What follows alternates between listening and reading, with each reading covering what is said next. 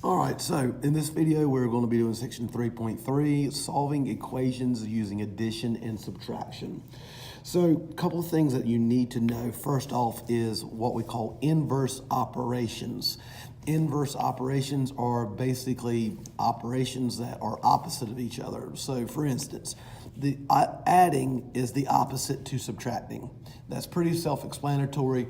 One is putting things together while another one is taking things away. They are opposite of one another. And that's what we're going to be talking about, is just adding and subtracting and solving equations through those methods. So your job to solve an equation is basically this: to get a variable by itself. And what is a variable? A variable is a symbol that stands for an unknown quantity. Basically, look, and you've seen this before. If I put the variable x and it's say x feet, so it's x feet from my desk to the front of the room.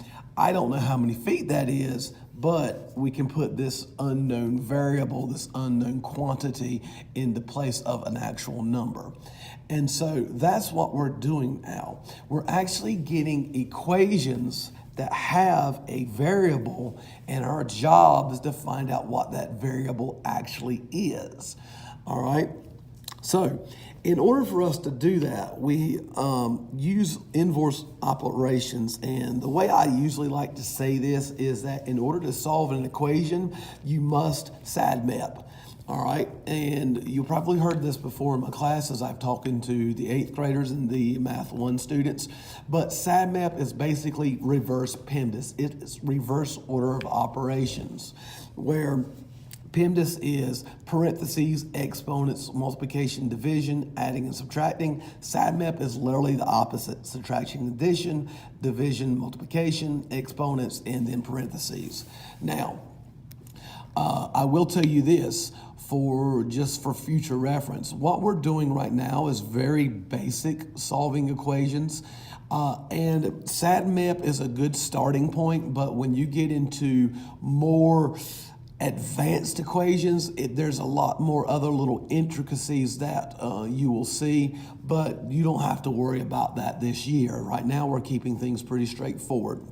All right, so today, like I said, we're just doing subtraction and addition, so we're only going to be covering the first 2 terms of SADMAP. That's all we're doing today, nothing more.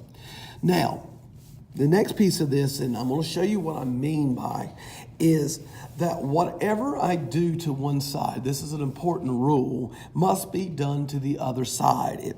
This is what we call the property of equality, and it's to keep the equation balanced. And I'll show you what I mean in just a second, but I want to kind of give this to you. Say, right here, I've got like a little balancing act here. And what happens if I take this ball? Right now, it's perfectly balanced in my hand, but if I were to take this ball off, it's going to fall down. Notice how the other side becomes heavier and this one comes up. So in order to rebalance it, I need to take this ball off. So now it's balanced again. So whatever I did to one side, I have to do to the other side. So again, same example, it's balanced, but this time I'm going to add something to it. Well, when I add it to it, what happened?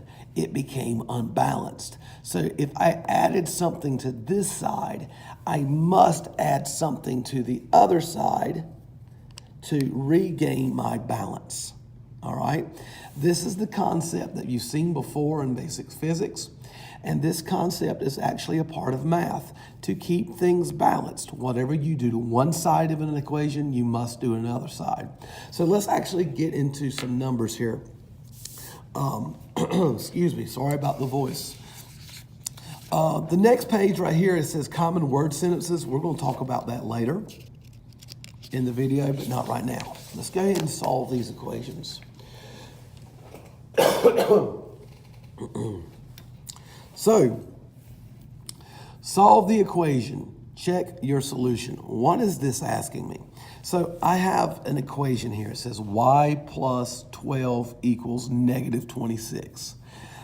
I don't know what y is. But whatever that number is, when I add 12 more to it, it gives me a number of negative 26. So I have an expression, y plus 12, some number plus 12, and it's equal to the expression negative 26.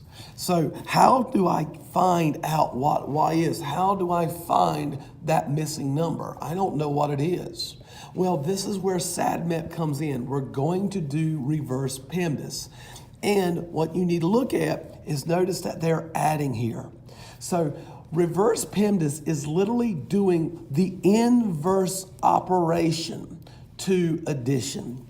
So what I want to do in order to get rid of a plus 12, to get this y by itself, instead of adding 12, I now need to subtract 12, okay? When I do, a positive 12 minus 12 gives me nothing. It gives me 0. So what happens is this is what we call they cancel out because they give me a 0. And what's left on this expression is just y. And I bring down my equal sign. Now, just like with the little example a while ago where I showed you this little lever here, when I took away something, the other side is now unequal. So in order to make this equation equal, I must do exactly what I did on the other side. A while ago, I took away 12. So I have to take away 12 from this side to rebalance my equation.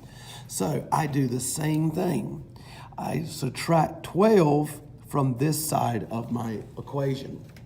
So now that I do that, oops, got some weird tape going on there. I'm going to say negative 26 minus 12, and it gives me negative 38. So I just found out that y in this equation is negative 38. But it says check your solution. This is imperative that we do this because we don't know if we're right.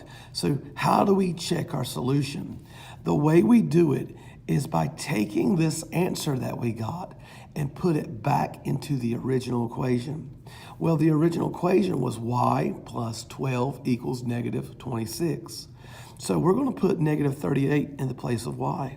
Negative 38 plus 12 is equal to negative 26. And we're going to prove this. So we're going to find out what negative 38 plus 12 is. Negative 38 plus 12 gives me negative 26. So negative 26 is equal to negative 26. Is this a true statement? Yes, it is. So that means that my answer is y is negative 38. I have solved my equation. I have found out what my variable is equal to. All right, let's do 2 together. I have 15 plus c equals negative 12. So I have the expression 15 plus c. And my job is to get that c by itself.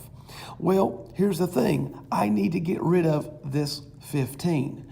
Well, in order to do that, I have to do the inverse operation of 15.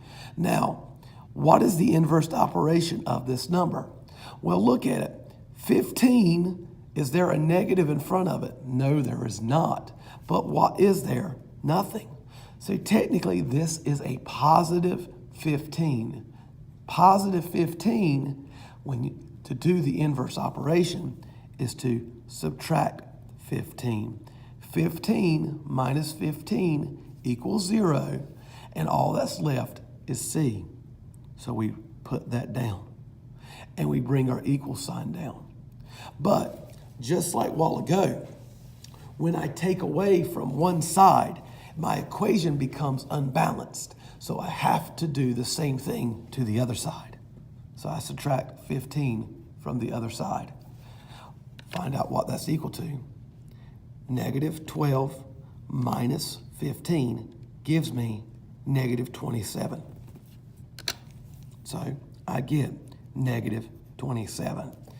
Now, is this true? Well, let's find out. I'm going to take this number and plug it back into my original equation. 15 plus a negative 27 is equal to negative 12. So 15 plus negative 27 is equal to negative 12. That does check out. So my answer is correct. All right. Why don't you try number 3 on your own?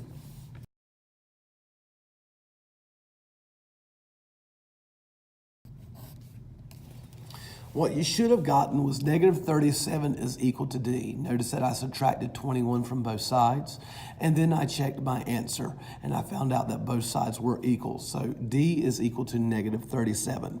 Now, it may have stumped you because, hey, the letter was on a different side. Doesn't matter. The procedure still stays the same. All right, why don't you go ahead and try 4 on your own?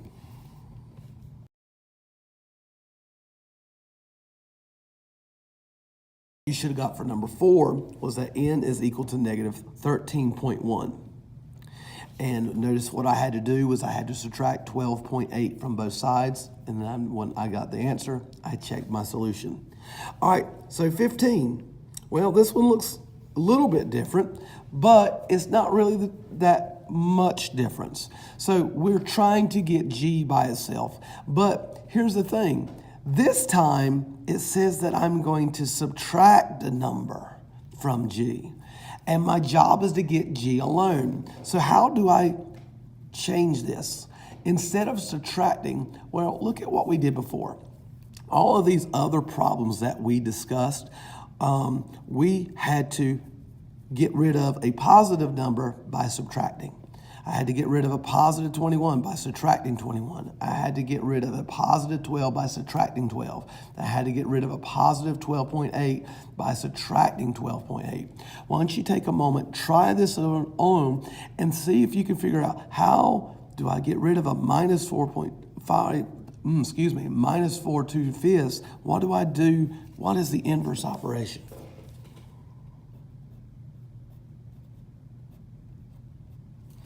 So what you should have figured out is that you need to add 4 2/5. And you would not only do it to one side, but you must do it to both sides. Now, here's the thing. You may be freaking out and say, oh no, this is a fraction. Oh, it's terrible, it's terrible. No, nothing has changed. The procedures remain the same.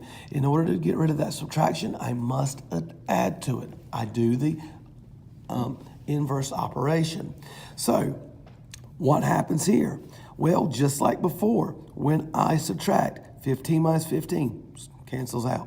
Negative 21 minus 21 cancels out. Well, this is the same thing, but I have a negative 4 2/5 being added to a positive 4 2/5. They cancel out. And what that leaves me with is G. So nothing's changed there. And so now we have to add these two fractions. Well, let's just use a calculator. 1 1/8 plus 4 2/5 is equal to 5 21/40. Ooh.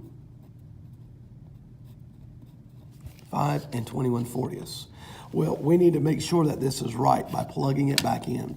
We're going to say 5 21/40 minus 4 2/5. And it should equal to, or 1 1/8. I wrote that wrong, but it's okay. So I'm going to say 5 21/40 minus 4 2/5 gives me 1 1/8. So that does indeed check out. So our answer is correct. Now, same concept here. This time it's adding, but look what's in front of this number. This number says it's a negative 5.47 plus K equals negative 14.19. My job still remains the same. I got to get K alone. So I need to get rid of this number. Well, how do I get rid of it? It's the inverse operation. So in this case, it's got a minus 5.47, a negative 5.47. So what's the inverse of that? It is a plus 5.47. 0.47. When I do that, it cancels out. Bring down my k equals, and now I have to add 5.47 to this side to keep my equation balanced. So negative 14.19 plus 5.47, hit enter, and I get that k is negative 8.72. Now, let's make sure that we're right. Negative 5.47 plus k, which we've determined to be negative 8.72, should be equal to negative 14.19. So let's find out. Negative 5.47 plus negative 8.72. And we hit enter. And it does check out. Negative 14.19 is equal to negative 14.1. So this is true, so our answer is correct. Now, the next piece of this thing that says write the word sentence as an equation, then solve. So first off, we got to figure out what in the world this stuff is even saying. So I'm going to go through with you just a couple of things, and I'm going to kind of go back and look at our last set, that page before. These are common word sentences, and this is for addition. These are the most common word sentences that you will see in word problems. First off, the sum. Well, think back. Sum is addition. So the sum of x and 2, all right, well, stopping there, it's the sum of x and 2 is, meaning equals, is 3. The sum, I'm talking about adding, of x and 2, sum of adding 2, is, when you see the word is, you think equals 3. So x plus 2 equals 3. Well, let's look at the other one. This one's pretty straightforward. X plus 2 is equal to 3. Hey, that's literally x plus 2 is equal to 3. Another one. X is added to 2 to get 3. That's kind of complicated to read like that. X is added to 2 to get 3. There's a lot of 2's there. So x is added to 2 to get 3. Here's the last one. This one's different. It says 2 more than a number x. Well, it's saying, this is where it gets a little bit reversed because of the English language. It's saying that there's 2 more than x. So it's saying x, and there's 2 more than x. And that's equal to 3. So in this particular one, yes, I could have wrote 2 plus x, but it is understanding that there's 2 more than this number. This is your first phrase. This is the main thing. It's more than x. All right, and so there's x and 2 more is 3. All right. Now, subtraction gets a little bit more complicated because of a couple of ways we say it. The first one's really easy. X minus 1 is 2. X minus 1 is 2. Oops, that's easy. The difference between a number x and 1 is 2. Well, this is another one that's semi-easy. You just need to remember how that we wrote it. The difference between a number x and 1. So it's literally x minus 1 is 2. So again, fairly simple on those two. But this one's where it gets complicated because your instinct when you read this, it says 1 less than a number x is 2. This is probably what you are thinking. But that's not correct at all. X is the important part here. It says that 1 less than a number x. So it's technically saying x, and then 1 less than it is equal to 2. 1 less than a number x. So this is where it's reading almost backwards. And it's the same thing here. Notice how when it's worded in this way, more than, less than, greater than, you're writing it backwards now. So when you see that, 2 more than a number x, write it backwards, x plus 2. When you see it this way, 1 less than a number x, write it backwards, x minus 1. It's just one of those weird things. And that's the best way I know how to hint it. So please be aware of these. Now, with that being said, why don't you try looking at these two word sentences on your own and write the word sentence and see if you can solve it and solve for what x is.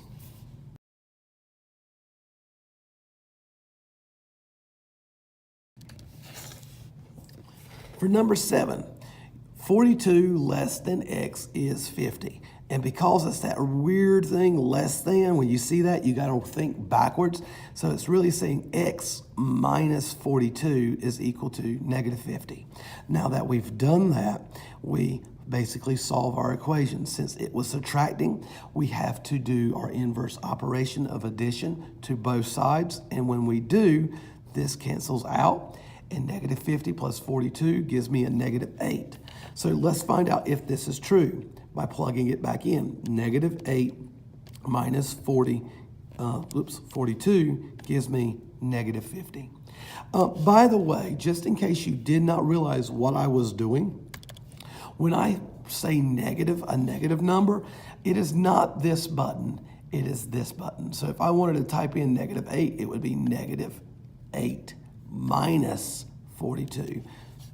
So this is your negative button, and this is your minus button. I noticed that in a couple of students doing their work by pressing this for a negative button when the negative button is here. All right, let's look at the next one. 32 is the sum of a number z and 9. So we write it out. 32 plus z is equal to 9. Our job is to get z by itself. So since this is a positive 32, we do the inverse operation of subtraction, and we do it on both sides. That cancels out here. And 9 minus 32 is negative 23. So let's verify it by plugging it back into our equation. 32 plus a negative 23 is equal to positive 9, and that does check out. So our answers are correct. So this next problem, let's do it together. A clothing company makes a profit of $2.3 million. And then this says, this is $4.1 million more than last year. What was the profit last year? So this is a little bit complicated. Let's walk this through. You know that they made a profit of $2.3 million. So I'm just going to put 2.3 for now. And it says this, speaking of the 2.3, is more than last year. So what this is saying is this 2.3 is, meaning equals, 4.1 million more than last year. That addition. So if we wanted to, it's addition here. So we can say that it's adding 4.1. So what was last year? Well, let's make a variable for it. We don't know what last year is, so let's put X because it's saying more than last year. It's that reverse thought. So let's go back through it. We know it made 2.3, and this, talking about that 2.3, is 4.1 million more than last, or that X plus 4.1. Now that we've established our equation, let's solve for X and subtract 4.1 from both sides because we were adding. When we do, this cancels out, and 2.3 minus 4.1 is negative 1.8 is equal to X. So what does this mean? Well, think about it.